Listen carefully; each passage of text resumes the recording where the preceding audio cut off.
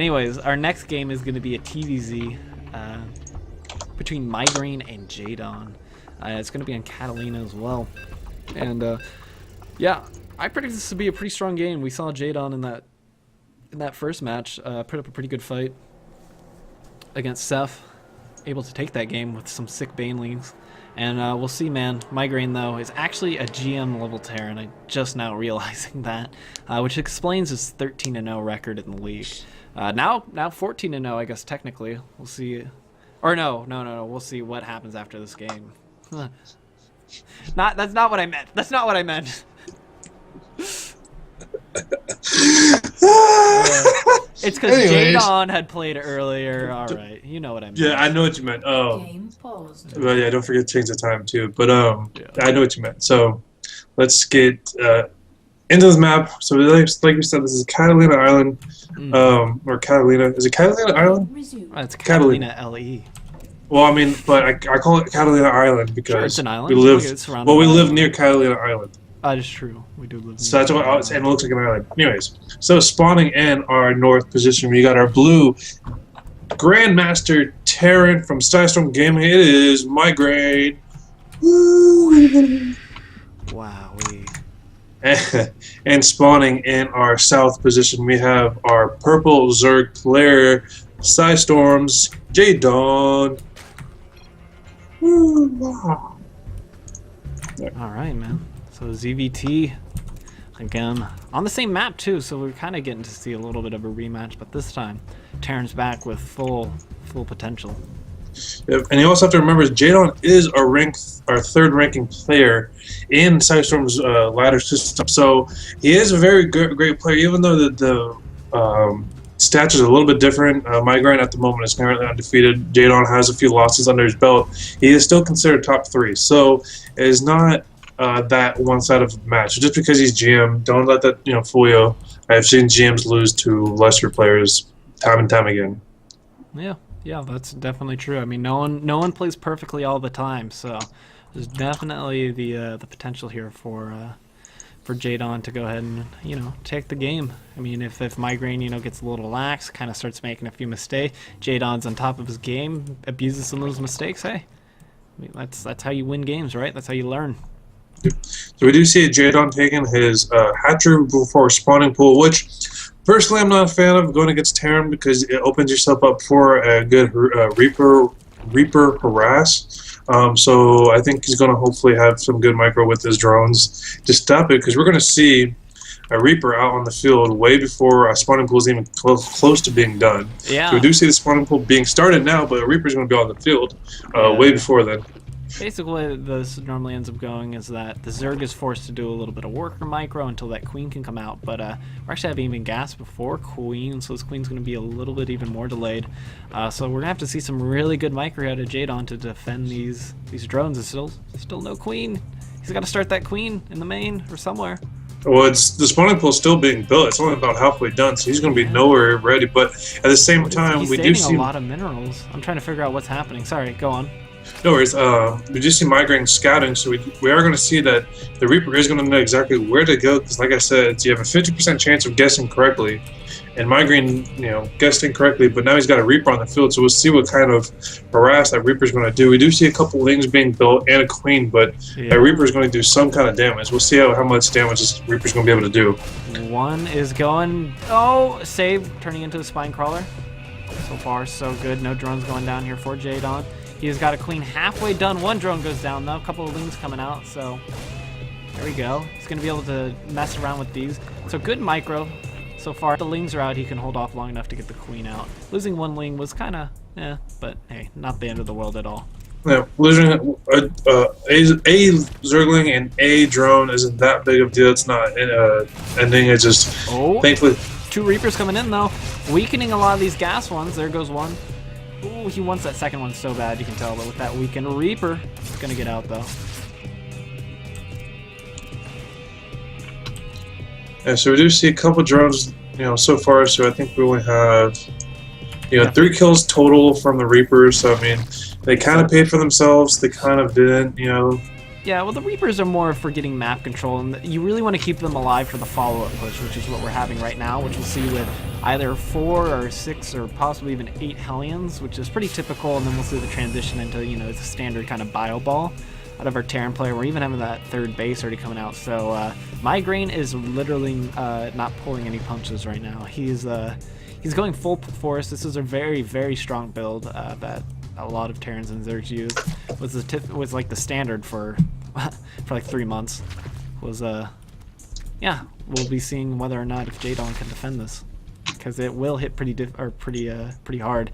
And one of the things is that generally what this will punish a greedy Zerg, which we're not actually seeing a third base come out here by JDON, but still he's building a lot of Lings, and Lings, you know, aren't 100% the best against the Ling or the Reaper Hellion force if they get lined up.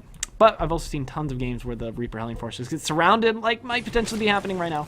And actually, this is pretty good. Already picking off a couple of Hellions before the major attack begins. So hey, nice, getting another Hellion. So JDON, this is what we're talking about. If MygraiN just keeps making mistakes like these, he might find himself in a terrible situation.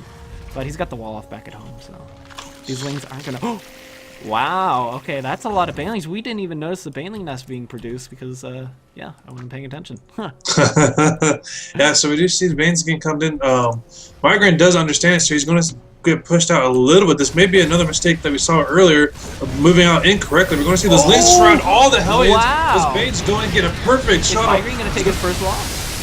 This is a huge baneling bust. They're going to get on these drones. This is actually really bad here for MygraiN. Now, we have to remember, worker-wise, the Terran player still is ahead, but he dropped the supply depot on accident. This allows the Lings and banelings to get in. He's going to lose so many more workers. The micro here, though, is good. Oh! No! Huge mistake floating on that command center. The nerves definitely got to him. It was a great thing that he was able to get up on the wall, but he was not taken advantage of. You know, we are saying that the way for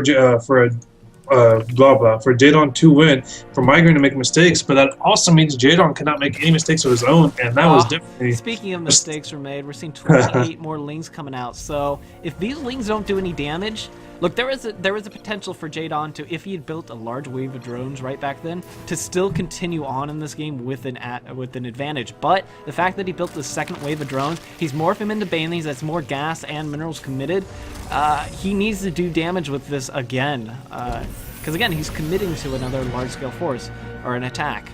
Hopefully we'll see some drones get built behind this, but no, we're just seeing a layer come out, so maybe he's planning to transition into like Muta after this. Yeah, we do see a low gas count, so we do see the Banes coming in. They're not going to be able to do much. He's got a huge surround on those bunkers. Oh, there we go.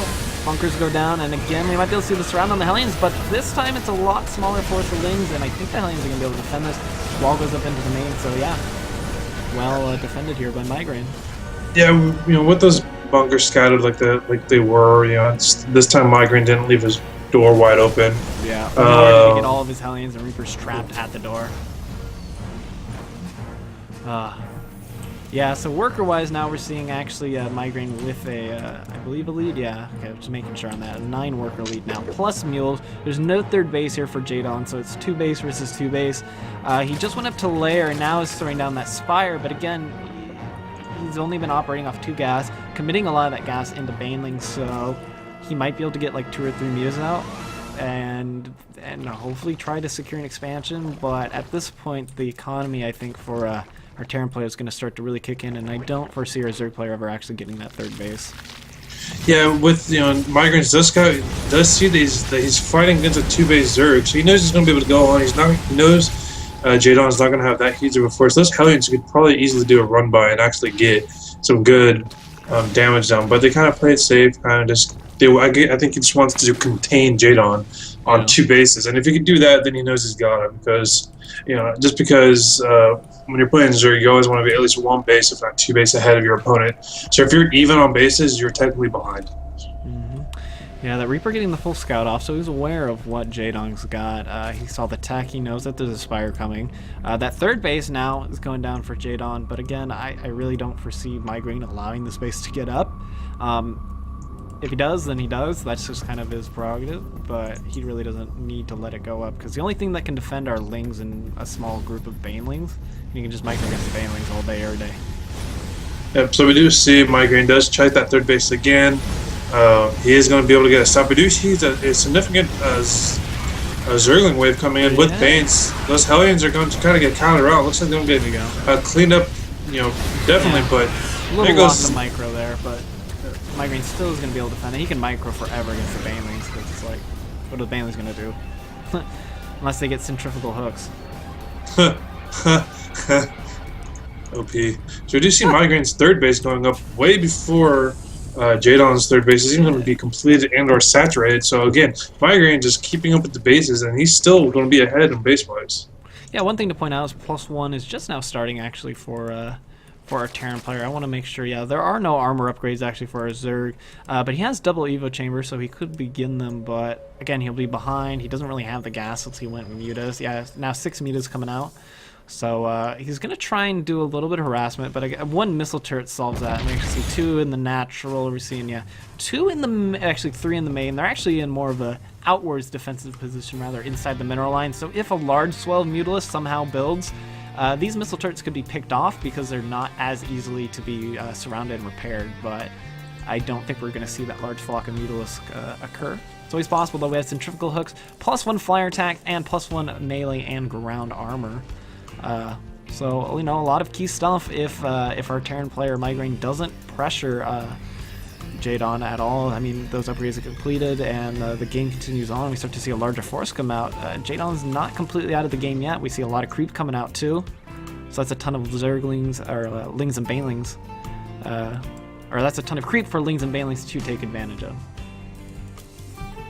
And plus the Overlords don't have their +1 speed. So they wasn't able to get away from that, but he did get the scout up. Does see a Bile Force coming in, a Hellbats, and a huge thing of Marines. So he knows this attack's coming, so he's getting Banes out. They're almost going to be done, so hopefully with the timing. We do see a flank coming on the left side. MygraiN's going to try to check. Looks like he's going to check that fourth base to see if the fourth base possibly is up at the same time, flank the third base. Yeah, we'll see. We see the Mulus kind of trying here to defend. If he loses those too much, he's not going to have any form of actual harassment or map control after this. The Banelings are trying to get in. He's waiting for Baneling's speed. It just now finishes. He might want to stick to creep, though. He doesn't have too much creep going this direction, and those Banelings getting picked off really easily here by MygraiN. And now MygraiN, I think, just feels like he's got it. Yeah, so we do see splits coming on. His Banes don't get that good of hit coming down. The Mutas is not a high enough count to stop this bio ball of this Marines with the armor upgrade, or with the shield upgrade, with the armor upgrade, and stem plus medevacs. Those Mutas don't stand a chance. These Zerglings don't stand a chance. And wow. JDON calls the GG. So yeah, it was an incredible match. JDON almost took it, as we saw at the beginning of the match. Those Banes. That was so close. He had it. I'm telling you. If those Banes hit that SUV line instead of the command center, the game would have gone to JDON. JDON. Yeah, JDON would have had it. He would have beaten the GM Terran. Like that just would have been it. That was one mistake, and then I think building the second wave of Lings after the wall had been rebuilt, there was still Hellions surviving that initial attack that were able to defend. And if he hadn't built that second wave, I still think that after that first attack, that even with the mistake of attacking the Banelings on the command center, I think he would have been ahead and could have continued and won the game. But we saw that second wave come out. Those were like, what? That was like 28 Lings, so that was, trying to cut that, 14 drones that didn't get made when those could have been drones, and all those Lings just died. It was like, sad face. Yeah, like you mentioned before, he definitely should have droned instead of Lings, because you realized, I think he thought he damaged them enough that he was going to get another good hit off him. Yeah. But I didn't see MygraiN making the same mistake twice. And of course he didn't. He actually microed really well, had bunkers up, set up perfectly. So it was unfortunate that he, two ultimate decisions just caused this. We're going to